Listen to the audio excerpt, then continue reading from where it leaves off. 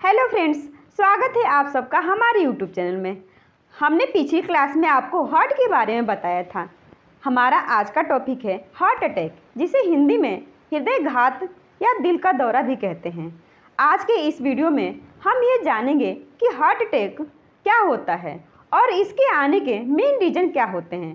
तो वीडियो को स्टार्ट करने से करते हैं और समझते हैं कि आखिर हार्ट अटैक आने का मेन रीज़न क्या होता है। तो फ्रेंड्स, यहाँ देखो, यहाँ लिखा हुआ है the main reason of heart attack is coronary artery disease. Friends, जो हार्ट अटैक आने का मेन रीजन है वो है कोरोनरी आर्टरी डिजीज, जिसे शॉर्ट फॉर्म में CAD भी कहा जाता है। अब आपके मन में सवाल आएगा कि CAD यानी कि कोरोनरी आर्टरी क्या है। तो देखो, हमारे शरीर में बहुत सारे टिश्यू प्रेजेंट हैं।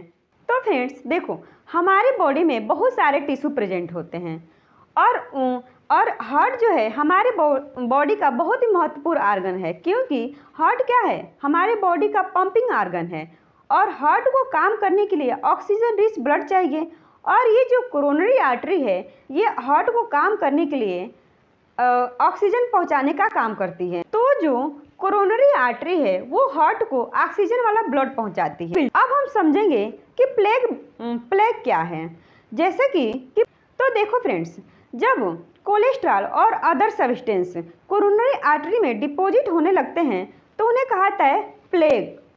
हमने यहाँ पे प्लेग का डिफिनेशन लिखा है, it is made of deposit of cholesterol and other substance artery. यानी कि क्या हो गया कि कोरोनरी आर्टरी में कोलेस्ट्रॉल और अदर सब्सटेंस क्या होते हैं, डिपॉजिट होने लगते हैं, उन्हें कहा जाता है प्लेग कहा जाता है।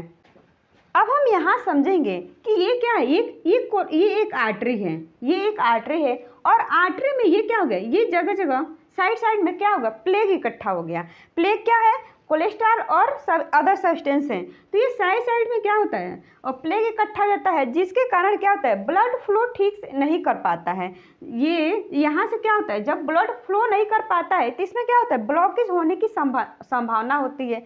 इसमें ब्लॉकेज होने की समस्या हो जाती है, जिसके कारण क्या होता है, हार्ट अटैक आता है। अब आप समझ गए कि ये आर्टरी है और आर्टरी में क्या हुआ, प्लेग इकट्ठा हो गया और प्लेग इकट्ठा होने की वजह से ब्लड सही से फ्लो नहीं करता है और जिसके कारण क्या होता है, ब्लॉकेज हो जाता है। और ब्लॉकेज जब होता है तो हार्ट अटैक आ जाती है। तो हम यहाँ देखेंगे कि heart attack is also called myocardial infarction, यानी कि हार्ट अटैक को मायोकार्डियल इन्फ्रैक्शन भी कहते हैं। देखिए फ्रेंड्स, हार्ट अटैक और कार्डियक अरेस्ट दो अलग अलग होता है। इस वीडियो में हम हार्ट अटैक के बारे में ही समझेंगे। ये दो तरह का हार्ट अटैक दो तरह का होता है। पहला है जब आर्टरी यानी कि धमनी, आर्टरी को धमनी हिंदी में कहा जाता है, कि भीतरी दीवार पर मौजूद प्लेग की परत टूट जाती है।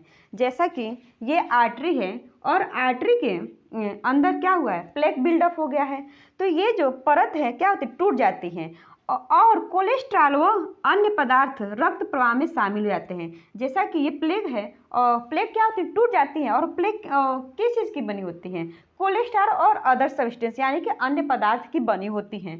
तो ये कोलेस्ट्रॉल और अदर सब्सटेंस जो हैं इसमें ब्लड में मिल जाती हैं, जिसके कारण क्या हो जाता है, रक्त क्लॉट हो जाता है, जिसके कारण ब्लड क्या होता है, मोटा हो जाता है और क्लॉटिंग हो जाती है, ब्लड क्लॉटिंग हो जाती है, यानी कि ब्लड जम जाते हैं, ब्लड क्लॉटिंग हो जाती है और ब्लड मोटा हो जाता है।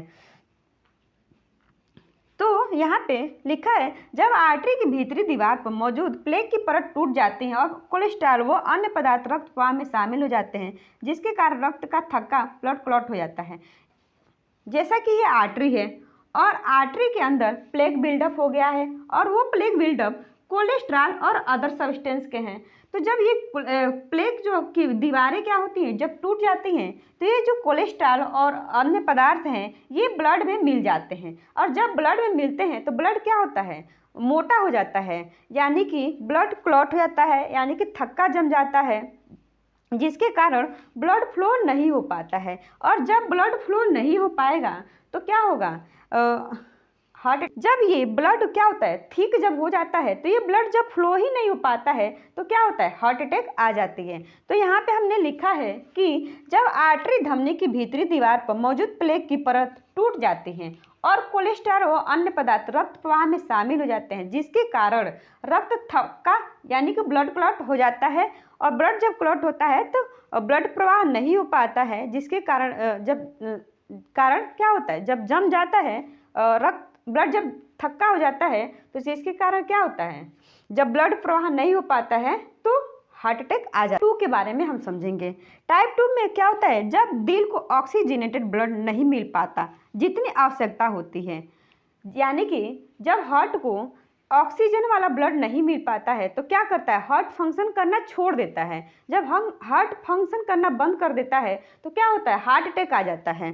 तो और इसमें एक नोट करने वाली बात ये है कि टाइप 1 में क्या होता है, ब्लड क्लॉट होता है यानी कि ब्लॉकेज होती है, और टाइप 2 में ब्लॉकेज नहीं होती है। इसमें क्या होता है, हार्ट को ऑक्सीजन वाला ब्लड नहीं मिलता है जिसके कारण हार्ट काम करना बंद कर देता है और हार्ट अटैक आ जाता है। कि अदर रीजन इसके हार्ट अटैक के क्या क्या हैं, जैसा कि अगर ब्लड वेसल्स जो हैं वो क्या है, फट जाएंगी, वो भी फट जाती हैं, जिसके कारण भी हार्ट अटैक आने के चांसेस होती हैं।